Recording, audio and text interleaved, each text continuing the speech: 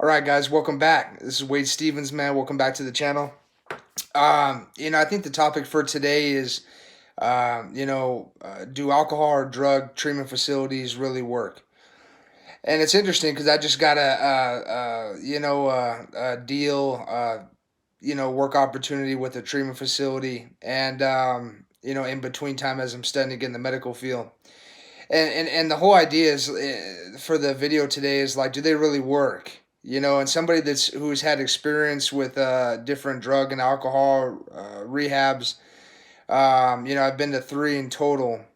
Does it really work? And I think that's a good question to take a look at, right? Because back in the days, man, they used to have asylums and different deals, but this modern day treatment facility, whether it's Passages in Malibu, I believe it is, or all these different treatment facilities around the where I'm located in Southern California. There's a ton of them, and do they actually work? What does it really do for you? So I guess like maybe the family has some questions, right? Say your son or daughter is you're thinking about going the treatment route and dropping them off in treatment for 30 days or however long the insurance covers their stay, or you're balling out and paying cash, which it can get pretty expensive, for if you're paying out of pocket. Um, but if you got it like that, who cares, right? So really, like, you want to know if it works. I know if I had a son or daughter, I'd want to know if it works, right? So really, like, based off my experience, myself, is they don't work, and they don't work for long term sobriety or clean time. They work really well while the patient or the client is in there.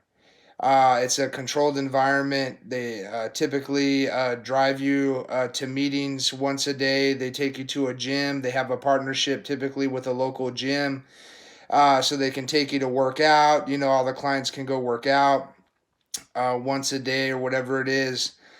They feed you really good, and you meet with a drug and alcohol counselor. And typically, what happens with a counselor is instructed on different psychoanalysis techniques. They're coming at it from a more psychological standpoint, like a therapist would typically. And they're going to do classes on like relapse prevention. And see, the problem with relapse prevention is if you're a real addict or a real alcoholic, we can't prevent our own relapse. It's an illness that places us in a position where we don't have a choice of whether we're going to drink or use or not. And really, that's a baffling feature of alcoholism, as the big book talks about. And so, really, like it's like I can't prevent my own relapse, but yet the drug or alcohol counselor typically. A lot of the times they're one of us too, so they've gotten their own spiritual experience, but a lot of the times they aren't, and so really like they're just teaching stuff that they've been taught, but really it doesn't work. Like for the real addict or alcoholic, if we could prevent our own relapse, why did we end up in treatment in the first place? We should have just been able to prevent our own relapse. Hence, why would we need to go to meetings and work the steps and sponsor if I could just simply go about my life after I got out of treatment and prevent my own relapse? That's implying that I have choice of whether I'm going to drink or use or not. And so, really, about that is like if I had the choice, why would I need a rehab facility to contain me if I had so much choice or power of whether I was going to do it or not? So, that's something we got to look at. So really, the counselor is going to do that. The counselor is going to do classes on anger management, relationships, boundaries, all this stuff that's really good. But at the same time, it's not gonna give you the experience that a real addict or alcoholic needs to sustain long term sobriety or clean time. That's why they drive the clients to meetings, whether it's AA or NA, because they know if any treatment facility that I've ever spoke at, I always like to ask, the crowd of clients, how many of you been to treatment more than once? Everybody raises their hand, invariably. Two times, and then three, and then everybody's hand still raised, and more than five times, and 10. And sometimes we get up to around 15 times, these clients have been to treatment. So we gotta. It begs us to ask the question: why didn't it work the first time? If treatment was a solution, why didn't it work the first time?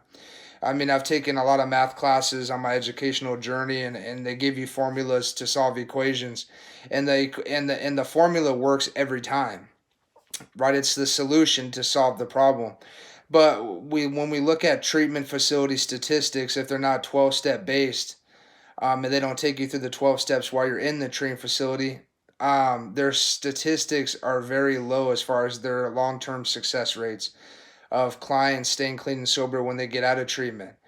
Now on the flip side, a person in my sponsorship lineage named Mark Houston, he had his own treatment facility in Texas called Mark Houston Recovery Center, and their success rates were really high. But the reason why that was is because they tapped them into the solution while they were in treatment. They had a staff that would take them through the 12 steps, the big book, whatever, while they were in treatment, and they got a spiritual experience while they were in treatment, and then probably dropped them off at a place of amends or step nine. So they already got tapped into to the power of God by that point, and then they were able to leave the facility and go and make their amends. And so that's why their success rate was so high. They tapped them into the power of God. But you know the problem with treatment is this, and counselors, and the problem that happens is that they come at it from a psychological standpoint, like it's a behavioral issue, that it's a psychological issue, which is partly true because of the mental obsession. This mental obsession that happens before I ever use or drink. This overwhelming thought to get loaded or drink, and I can't stop it. And that's what takes me back to the first one, kicking off the phenomenon of craving or the allergy. See, normal people don't have a mental obsession or an allergy once that kicks off once they start to drink or use. But really, the real root of the issue is the spiritual malady.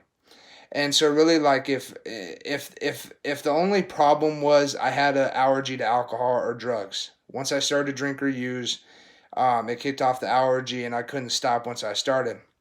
If that was the case, and only the case, treatment would work 100% of the time, because we would take them to treatment, they would detox, the alcohol, the drugs would then be out of their system, and there wouldn't be any more issues. They would finish their treatment successfully, get out after 30 days or 45 days or 2 weeks or whatever it is, that insurance or the person's finances can afford.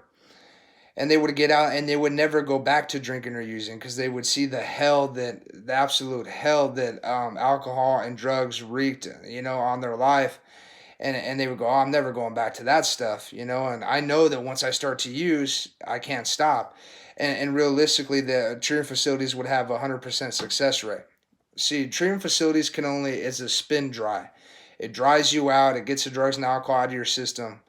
But the thing is, they never overcome this condition inside that's been with us our whole life, this spiritual malady, this place that when I'm clean and I'm sober, I'm irritable, restless, and discontent. I'm just not a happy camper. I'm full of fear. The misery and depression is coming on me. I'm struggling in personal relationships, right? I can't control all this internal stuff. And it keeps getting worse. And that's why the mental obsession always comes back to treat the real root of the problem, which is my internal discomfort, this spiritual malady, as we call it. And that's always been the root of the problem. It's not a psychological dilemma. It's not something that can be solved with psychological measures, which is what Dr. Silkworth wrote in The Doctor's Opinion. The doctors don't have the answer. And he was a specialist in alcoholic and drug addiction, a specialist, MD.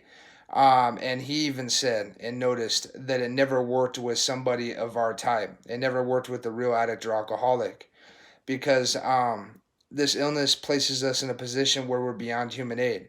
So the problem with treatment, and I'll close it with this, is that it can't be solved by a psychological means. It may work for the hard drinker and the moderate drinker or user, but it will never work for the real addict or alcoholic. If they don't have that spiritual experience to get connected to a power greater than themselves, they will never recover. And that's why, and also because we have three parts to our disease. So really, that needs treatment. So that's why when you see if we only had one part of our disease, treatment would work 100% of the time, right? We would detox out of our system, we'd be good to go. But we still have the obsession that takes us back over and over again, and that spiritual malady that's never been overcome, which is why that obsession is really the root of the problem, because it kicks off the malady, kicks off the obsession of the mind, leads to the allergy of the body, and that's why you see people coming in and out of treatment over and over again. So I hope that this was helpful. I've been to treatment. I'm a proponent. I love treatment as a spin dry. I think it's fantastic. The environment is fantastic. But we got to keep in mind, if you're looking at treatment from a standpoint that this is a solution for my loved one to get long term clean time or sobriety, I think you're going to be sadly mistaken. It's a great spin dry. And it's great to drop us off at the doorstep with some people like me and people that I know, that we can actually get you to a spiritual experience. So hopefully that was helpful. I love you guys. I'm not bagging on treatment. I just tell the truth about treatment because we don't know. My family didn't know. I didn't know. And the last time I came into treatment, I was pretty enraged for the third time. Cussing them out. You guys don't care about us. You only care about the money. This is not helping me. And I went off on everybody. I was pretty angry and a little, and I was a little spiritually unwell, and I took my aggression out on them because I didn't understand why it wasn't working for me. So really, that's why I try to give my knowledge to you guys, so that when you're in the same boat, you know that I've already put you up on game to it, and told you why it's not going to work for you if you're somebody like me. So I love you guys. God bless. Please like and subscribe. More content coming soon.